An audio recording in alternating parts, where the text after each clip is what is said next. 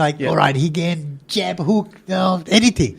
He was just like very stiff, man. Yeah. He was like, which is what he's like when he fights. Exactly. And on the He's other a perfect side, accuracy. and on the other side, you got this guy watching him, being stiff, going, I don't even have to do anything. I just watch. Look how stiff he is. He's not gonna even get close. So you know the vision the Mayweather has from the fight, from his perspective, from a guy that has been taking it from 20-something. This is what people need to understand. When I'm on a mat with some white belt, it doesn't matter how strong you are, man. You can be. You send me a friend of yours, Kiwi boy, big boy, nice guy. I love him. He's a really nice guy. Rocked up the other day. Massive dude. He was training with me. It's not threatening for me, man. Even with all that strength. I'm lying there going, yeah. Do you know what I mean? Yeah. Because the experience you have, tells you that doesn't matter how strong he is, he's not threatening me with anything that can finish me off. And that's for me what my Mayweather had, that he can actually, even if he's here, I can see you there. I can see you there. I can see you stiff there, Mr. McGregor. So he didn't really. So that was stiff? Yes. Wow. Oh. So everything you say has some sort of connotation kind of stiff, that man. It's different, man. Stiff. True. Get your mind out. No, because the problem is he got me now with him helping me. Every time. I feel sorry for you now all of a sudden. I know, right? I caught this every time. But that's all right. We'll try to keep it civilized for you. What, you're talking about what? I don't know, well, obviously I don't, I'm not a huge UFC, I'm familiar with boxing. Here we go. Yeah, keep going. Yeah, so I didn't realise that McGregor I thought he was actually quite fluid, but obviously not from your No, Fabio's just biased. Very. Thank you, pretty much. He walked into that fight knowing, and for a second there I thought, oh my God, I'm going to walk out of here and Fabio's going to go, I'm sorry, mate. You're right. You were right. But yet again, which point? Just was like that? in the gym, he wins. Which point was that, man? Because I couldn't see one point that I would say, "Oh no, Mayweather is going down." No way. Can I ask you, the Wimp to Warrior TV show? Yeah.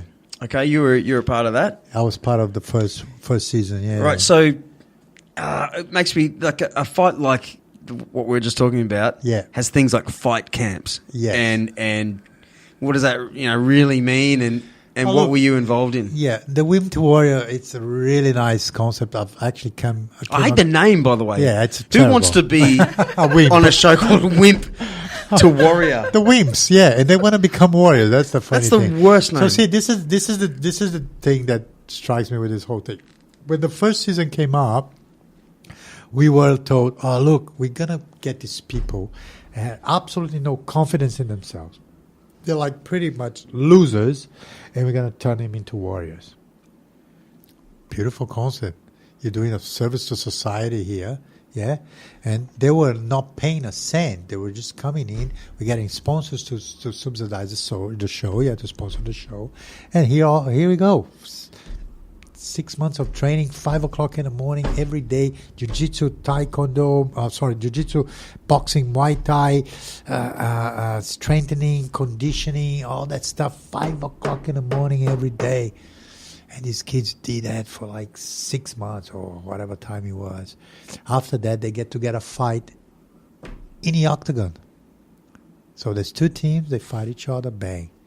Beautiful concept. I was part of it. I enjoyed it. It was good. But then the guy that was actually creating it actually found out that he had a gold mine in his hands because he had all these people wanting to be part of it. So what did he do? He created season 2.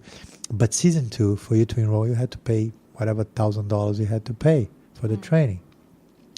Which, in kind of way, if you think it's fair enough, because you're going to have exclusive Jiu-Jitsu, Muay Thai, boxing, strengthening, conditioning, stretching coach just for yourself for the next 6 months. So there's a cost involved. So he actually charged these guys and went for season 2 and season 3 and season 4.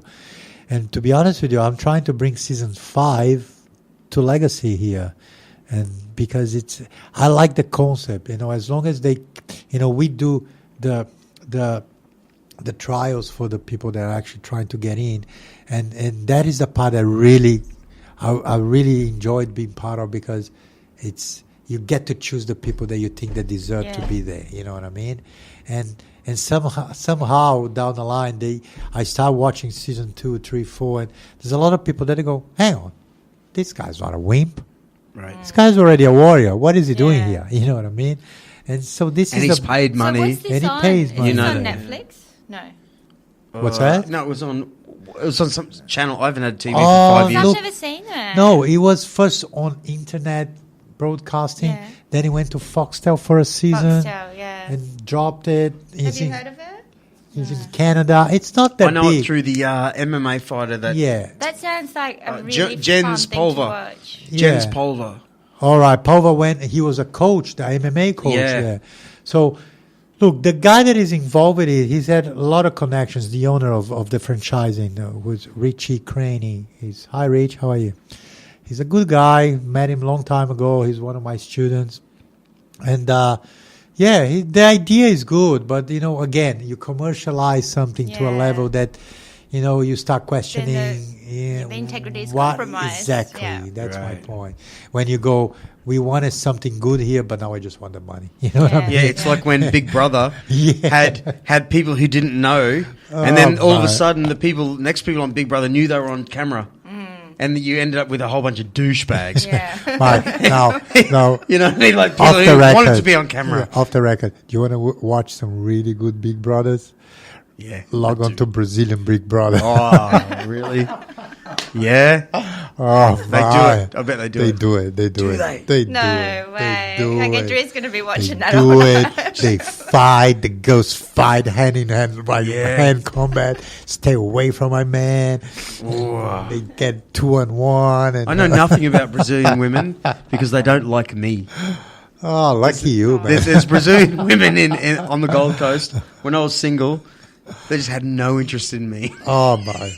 You all have to say is, "I'm looking for a Brazilian girlfriend to give citizenship to her and make her my wife." My mate, the drummer in my band, he actually almost married a Brazilian girl, and he knows Brazilian people very well. Works in somewhere in SeaWorld, anyway.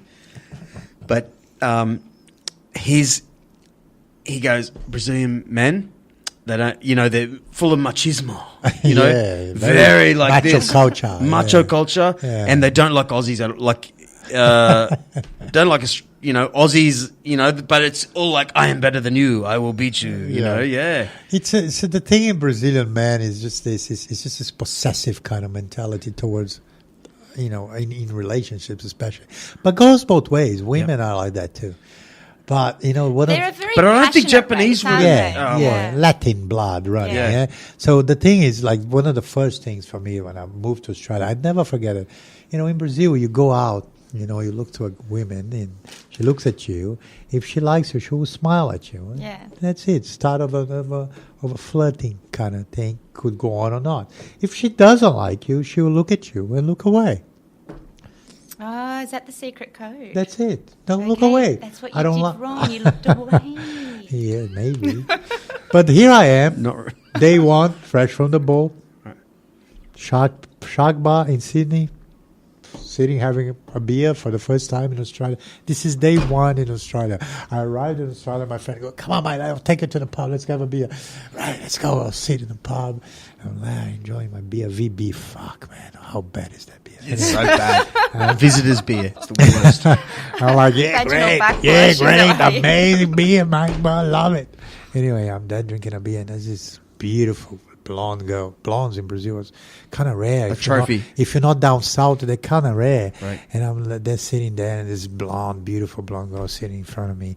And I look at her, and she looks at me, and she goes, "What the fuck are you looking at, mate?"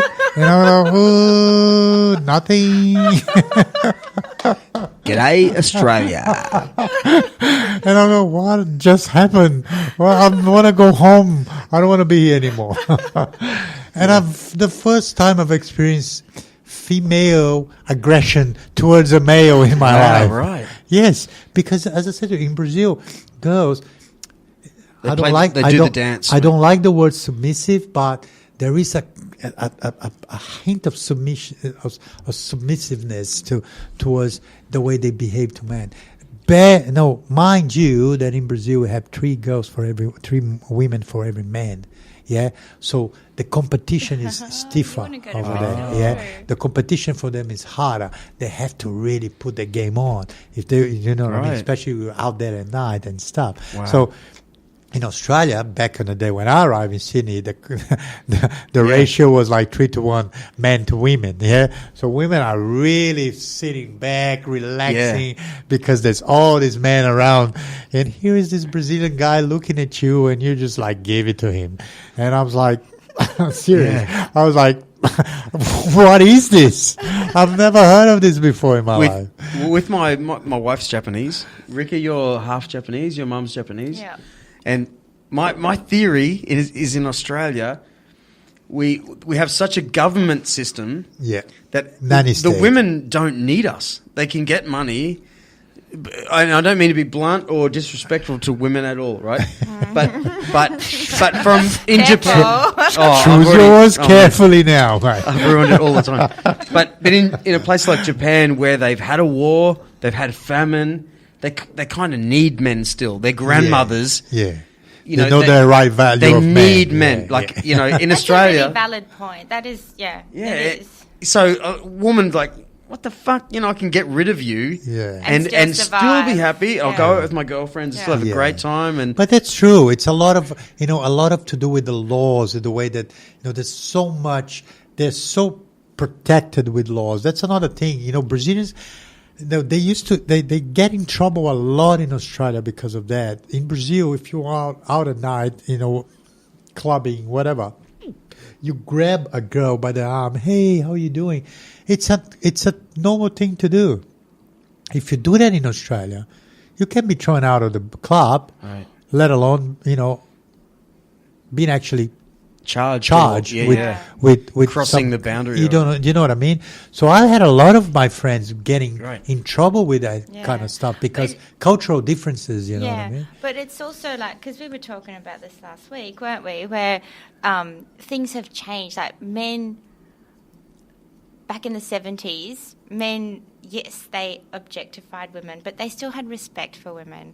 Whereas these days, there's no respect for beautiful women or women that choose to expose their beauty. We were talking about how in the 70s you could wolf whistle. You could do all those things. Like there was like woohoo, all that stuff you're not allowed to do today. And the other blokes would sort out the wankers. Like, mate, you're being disrespectful. We love her. You're being an asshole. And sort that out. Like old school mentality, like tribalism. And so now you take that all away, where you can't do all these basics. It's funny. Rika, do you ever get whistled at anymore? Oh no, I miss it. I thought I was just getting old. Hang on, I'll whistle. Aaron's been doing it. He just can't whistle. Oh, thank you. No, but man, it's true. It's just there's different backgrounds, different cultural shock. It's very. My question for you. Yeah. Because I haven't been to Brazil, and my Irish mate. Yeah, please take me on one of those trips. My Irish mate, Greasy Belcher. Greasy Belcher. Yeah, he recently went to Italy. So I like to think the same sort of Latin, the same. Look, I don't know. There are some similarities, yes. For a white guy on the Gold Coast. You probably will see no difference. But he said he and his wife were walking down the street, and the men have no problems with going hey to his wife constantly. Like, showing that's a big difference. You do that in Brazil, you will probably be dead. Well, that's what I wanted to ask you. For you to grab a girl's arm and just do that in a club or something and to show that male, But Brazilians have a very good... No, but the Brazilians have a very good radar as well, man, because you're just scoping before, she's single, go. Okay. Yeah, that's what I wanted to ask. Yeah, no, it's part of it. women, married women, women accompanied by someone